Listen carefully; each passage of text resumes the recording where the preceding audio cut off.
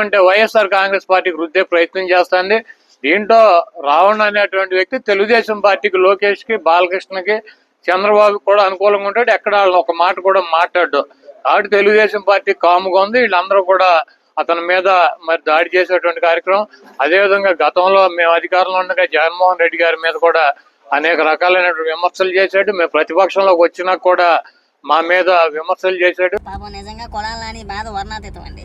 ఆ ప్రశ్న రావణ్ గారి గురించి వైసీపీ కార్యకర్తలు, నాయకులు కవర్ చేసుకోలేక చచ్చిపోతున్నారు. చూశారు కదా కొడాలని ఏమని మాట్లాడాడు. నిజంగా మీకు ఏమైనా సిగ్గుచరం ఉందా అండి? నిన్న మొన్నటి దాకా అక్కడ దాకా ఎందుకు, నిన్నటి వరకు కూడా వాడు అమాయకుడని, సుతపోసని, ప్రశ్నిస్తే కేసులు పెడతారా అని చెప్పేసి అని వాళ్ళని డిబేట్లు పెట్టి, సాక్షులు పెద్ద పెద్ద ఉపన్యాసాలు ఇప్పించి, ప్రెస్ మీట్లు పెట్టించి, ఇవాళ సడన్గా ఆ రావణ్ గారిని తెలుగుదేశం మనిషి అని చెప్పేసి అని మాట్లాడుతున్నారు. కాస్త సిగ్గున్నా కొడాలని నీకు ఏమైనా బుర్ర ఉందా? నీకు బుర్ర లేదని అడుగుతున్నా.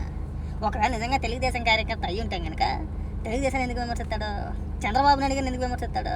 చంద్రబాబు నాయుడు గారి పైన ఒక స్కిట్ చేశాడు, జయం జయం చంద్రన్న అని చెప్పేసి అని చంద్రబాబు నాయుడు గారిని ఇమిటేట్ చేస్తూ, అవహేళన చేస్తూ ఒక స్కిట్ చేశాడు. చాలా సందర్భాల్లో నారా లోకేష్ గారిని విమర్శించాడు, ప్రభుత్వం పైన విమర్శించాడు. అంతవరకు ఎందుకు పోరంబోక్స్ అనేసి మన ఏళ్ళు సభలో మాట్లాడాడు కదా. ఎవరిని ఉద్దేశించి మాట్లాడాడు?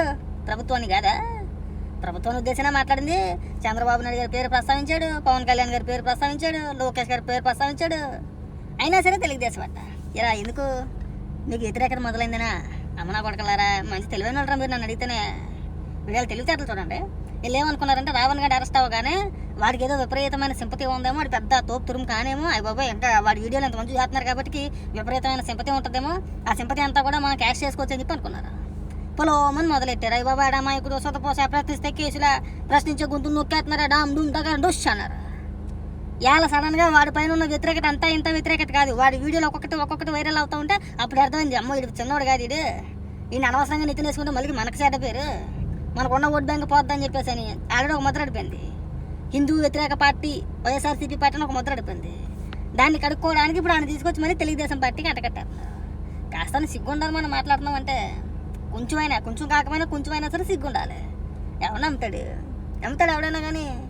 వాడు మాట్లాడే భాష, వాడు తిట్టే తిట్లు, వాడు చేసే వీడియోలు ఒకసారి చూడు, నువ్వన్నా చూడు. ఎక్కడికి వచ్చి మళ్ళీ తెలుగుదేశం ఓడండి, చంద్రబాబు నాయుడు గారిని పొగిడాడండి. ఎప్పుడు పొగిడాడు?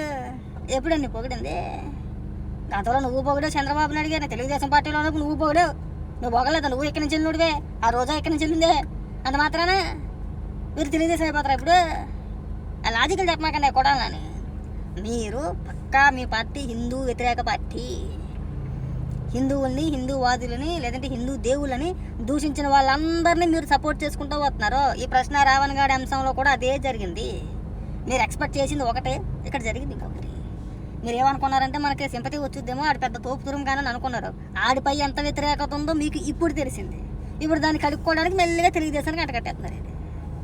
ఊరుకోండ్రా, ఎవరైనా చెప్తే నమ్మేటట్టు ఉండాలి, నవ్వేటట్టు కాదు. మీరు ఎవరెవరిని పెంచి పోషిస్తున్నారో అందరికీ తెలుసు. సరే ఇవన్నీ వద్దాబాయ్, సింపుల్గా మాట చెప్పు. అది ఏలూరు సభలో దళిత క్రైస్తవ సమర సంకారావం అని సభ పెట్టుకున్నారు కదా, ఆ సభలో అదేమని మాట్లాడాడు? 2029 గుర్తుపెట్టుకోబే. ఎవరిని ఉద్దేశించి? రాధా మనోహర్ దాస్ని ఉద్దేశించి. ఎవరికి అంటగట్టాడు? ప్రభుత్వానికి అంటగట్టాడు. అసలు రాధా మనోహర్ దాస్కి ప్రభుత్వానికి ఏంట్రా సంబంధం? లేదు కదా. మరి ఆడేలా మాట్లాడతాడు? ఇంకా ఏమని మాట్లాడుతూ ఇంకా ఏమని మాట్లాడాడు?